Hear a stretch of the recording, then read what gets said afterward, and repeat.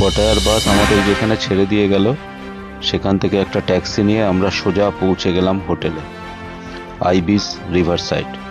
City centre থেকে সামান্য দূরে হলেও চাউফারিয়া নদীর পাশে এই হোটেলটির পরিবেশ অত্যন্ত মনোরম। এটা 3 অথবা 3.5 স্টার, কিন্তু পরিষ্কার পরিচ্ছন্ন এবং সর্বোপরি এদের ভাড়া অত্যন্ত রিজনেবল। 3-3.5 হাজারের মধ্যে এখানে ডাবল বেডরুম পাওয়া যায় এবং with সাচে facility as well as আপনার ডাইনিং ফেসিলিটি, অন্যান্য সমস্ত আউটডোর স্পোর্টস ফেসিলিটি সমস্ত কিছু রয়েছে, উইথ সুইমিং পুল এবং এক্সেলেন্ট সুইমিং, এবং একদম নদীর পাড়ে বসেই আপনার সময় কেটে যাবে, এত সুন্দর পরিবেশ। সুচরিতা হোটেলের ভেতরের ভিডিও করছে।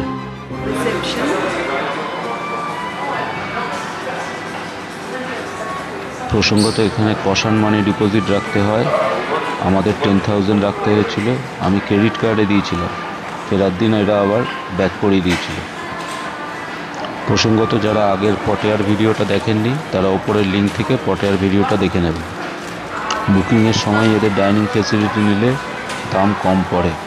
আমরা অবশ্য বেশিরভাগ সময় 7-11 অথবা স্ট্রিট ফুডই খেয়েছি। 7-11-এ সব রকমের রেডিমেড ফুড অ্যাভেলেবেল, বললে ওরা মাইক্রোওয়েভে গরম করে দেয়।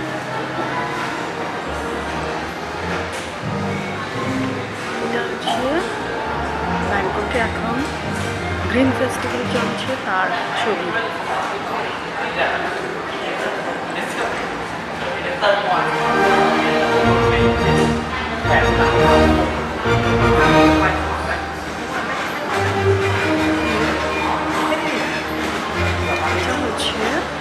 হোটেলের বার,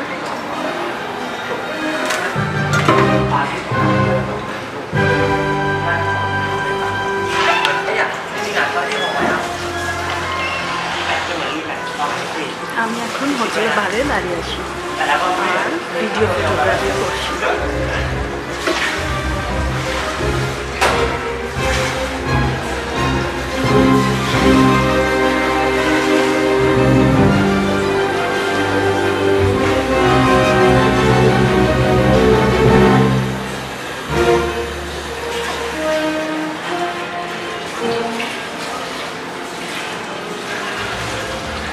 সামনে হোটেলের ডাইনিং দেখা যাচ্ছে আর বাইরে সুইমিং পুল। ওই সুইমিং পুলে এখন বলতে চান হচ্ছে।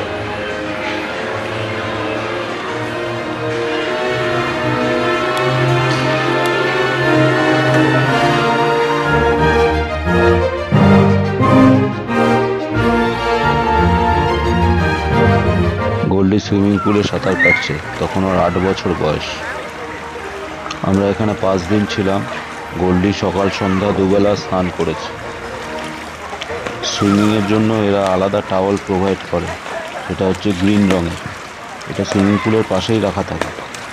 এই হোটেল থেকে সিটি সেন্টার যেতে মেট্রো, ট্যাক্সি অথবা ফেরি পাওয়া যায়, তবে মেট্রোর ভাড়া কিন্তু বেশি ছিল। 3-4টে স্টেশন যেতেই আমাদের ইন্ডিয়ান কারেন্সিতে 80 টাকা করে লেগেছিল। 4-5 জন হলে ট্যাক্সিও নেওয়া যায়, একই ভাড়া পড়ে। সুইমিং পুলের পাশেই বসার জায়গা আর ঠিক তার পাশেই নদী। এখানে বসে চা, কফি অথবা ড্রিঙ্কস খাওয়া যায়। আমরা 2টো ডাবল বেড নিয়েছিলাম। এইটা হচ্ছে ঘরের দৃশ্য, অত্যন্ত পরিষ্কার পরিচ্ছন্ন কিন্তু বেসিক। আর জালনার পর্দা সরালেই এই যে সুইমিং পুল ভিউ। অনেক ফরেনার্সরা সুইমিং করছে, অনেক ইন্ডিয়ানও আছে দেখলাম এই হোটেলে। গোল্ডি খালি সবুজ টাওয়েলের খোঁজ করছে।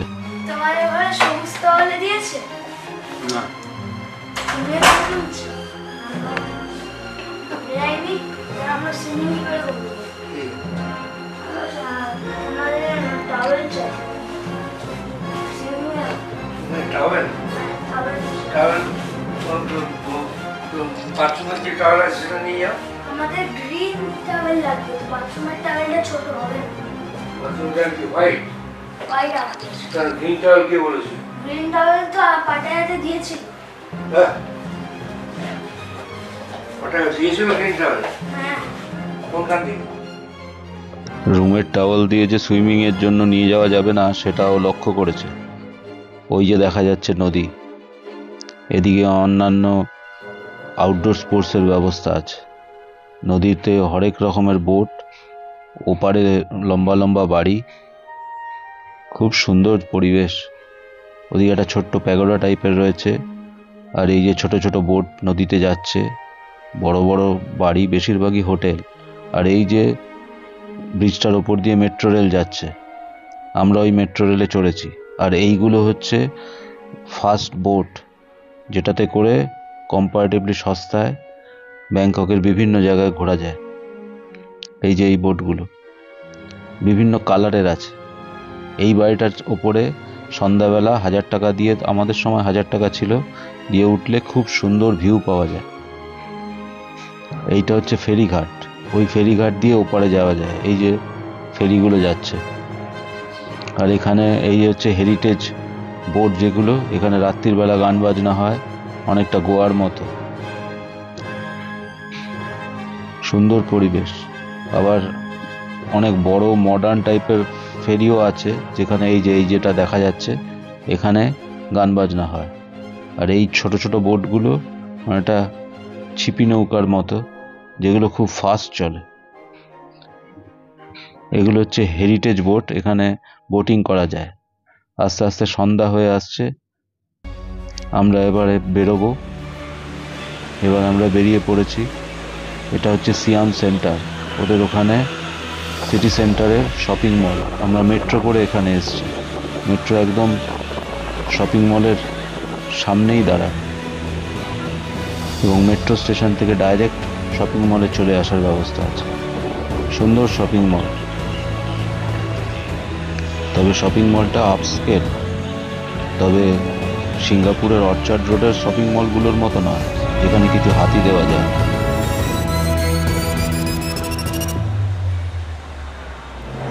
আমরা ব্যাংককের মোটামুটি সব শপিং মলেই একবার করে ঢু মেরেছি। তবে লিটল ইন্ডিয়াতে প্লাতুনাম শপিং মলটাই মনে হয়েছে কোয়ালিটি জিনিসপত্র কম্পারেটিভলি রিজনেবল দামে পাওয়া যায়।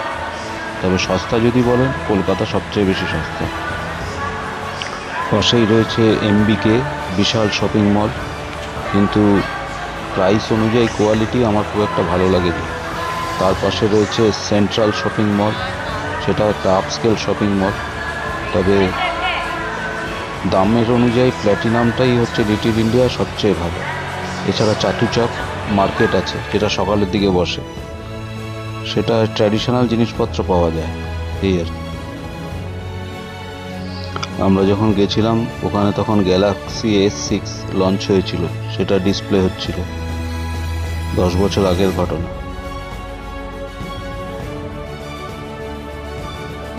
এটা হচ্ছে রাস্তা, আমরা রাস্তা দিয়ে হাঁটছি। রাতের ব্যাংকক, চারিদিকে আলো।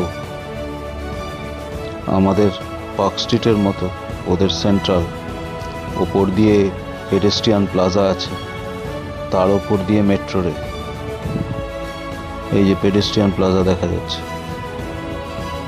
আমরা হাঁটতে হাঁটতে চলেছি টুয়ার্ডস এরউইন শ্রাইনের দিকে, যেখানে একটা ব্রহ্মার মূর্তি রয়েছে, যাকে ব্যাংককের লোকজন মানে এবং পুজো করে।